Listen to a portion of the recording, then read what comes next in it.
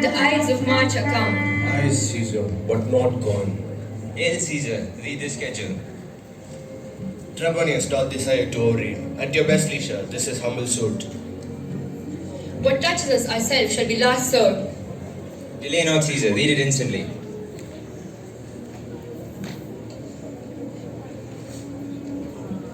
What, is the fellow mad?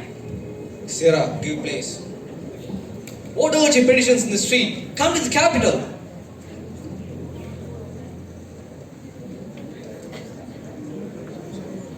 I wish your enterprise today may thrive. What enterprise, Popilius? Fare you well.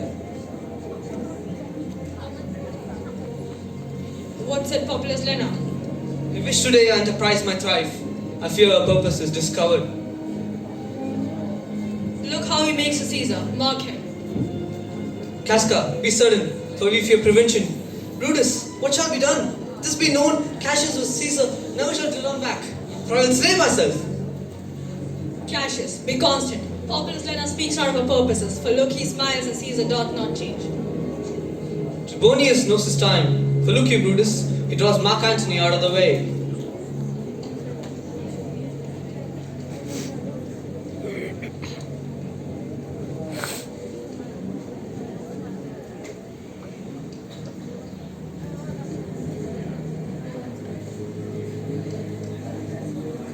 Where is my Silver? Let him go and presently prefer a suit to Caesar. He is at rest. Press near and second him. Casca, you're the first that rears your hand. Are you all ready? What is now amiss that Caesar and his Senate may redress? Most high, the most mighty and the most puissant Caesar, metallissimo thoughts and seat and humble heart. I must prevent these kimber. These couchings and these lowly courtesies might fire the blood of ordinary men and turn preordinance and first decree into the law of children. No Caesar doth not wrong, nor without cause will he be satisfied. Is there no voice worthy than my own sound to sound more sweetly in the great Caesar's ear, repeating for my banished brother? I kiss thy hand, but not in flattery, Caesar, desiring thee that Publius Cimber may have an immediate freedom of appeal. What, Brutus? Pardon, Caesar, Caesar pardon, as long as with thy foot thought Cassius fall, to beg enfranchisement for Publius Cimber. I could be well moved if I was you. If prayers could move, prayers would move me. But I am constant as the northern star, of whose true fixing and resting quality. The skies are painted with unnumbered sparks. They are all fired, and everyone doth shine.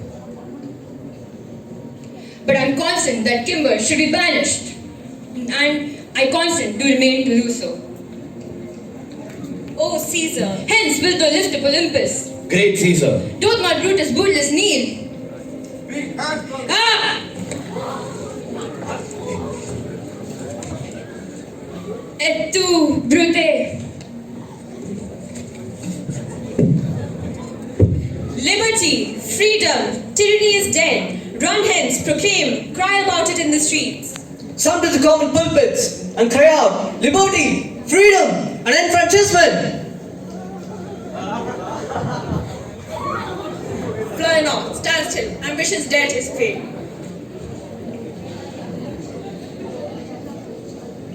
Go to the pulpit, Brutus. And Cassius too. Where is Publius? Here, quite confounded with this mutiny. Stand fast together, lest some friends of Caesar should chance. Talk not of standing. Publius, good cheer. There's no harm intended to your person nor to no Roman else. So tell them, Publius. And leave us, Publius, lest the people rushing on you should do you in some mischief. Do so, and let no man abide this deed but we the doers. Where's Mark Antony?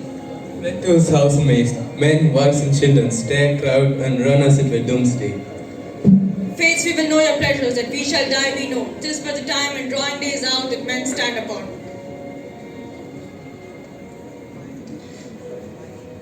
Why? He that cuts off 20 years of life, cuts off so many years of fading death. Grant that, and then is death a benefit. So have we, Caesar's friends, that have applied his time of fearing death. Stoop, Romans, stoop, and let us bathe our hands in Caesar's blood, and up to the elbows, and besmear our swords. Let us walk forth to the marketplace, waving our red weapons over our heads. Let's all cry, peace, freedom, and liberty. Stoop, then wash.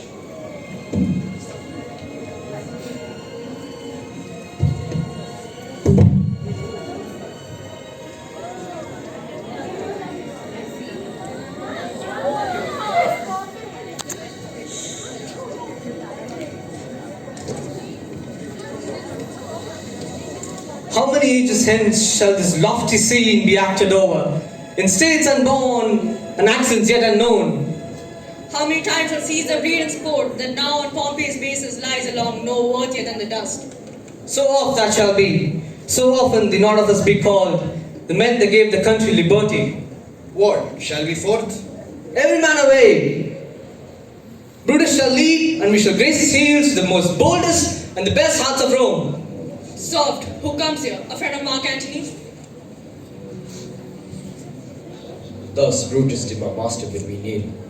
Thus did Mark Antony bid me fall down. And being prostrate, thus he bade me. Say Brutus is noble, wise, valiant, and honest. Caesar was mighty, bold, royal, and loving. Say I love Brutus, and I honor him. Say I feared Caesar, honored him, and loved him.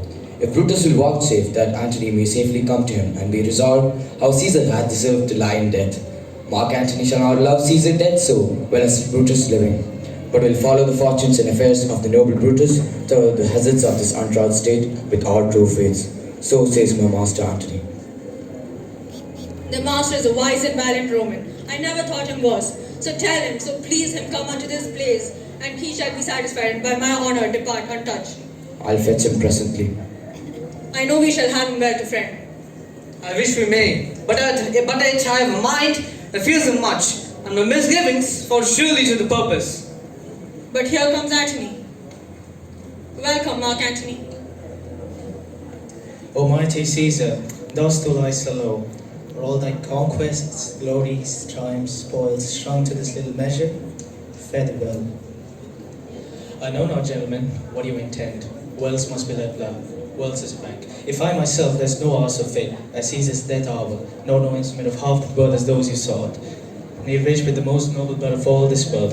I do beseech you, if you bear me how, now whilst your purpled hands do reek and smoke, fulfill your pleasure, live 1,000 years, I shall not find myself so apt to die. No place will please me so, no mean of death, as here by Caesar and by you cut off the choice and master spirits of this age. O Antony, beg not your death of us, though now we must appear bloody and cruel, as by our hands this present act you see we do. Our hearts you see not, they are pitiful. As fire drives out fire, so pity, pity had done this deed on Caesar. To you our swords have learned points, Mark Antony. Our arms and strength of malice and our hearts of brothers' temper do receive you in with all kinds of love, good thoughts, and reverence. Your voice shall be as strong as any man in disposing new dignities.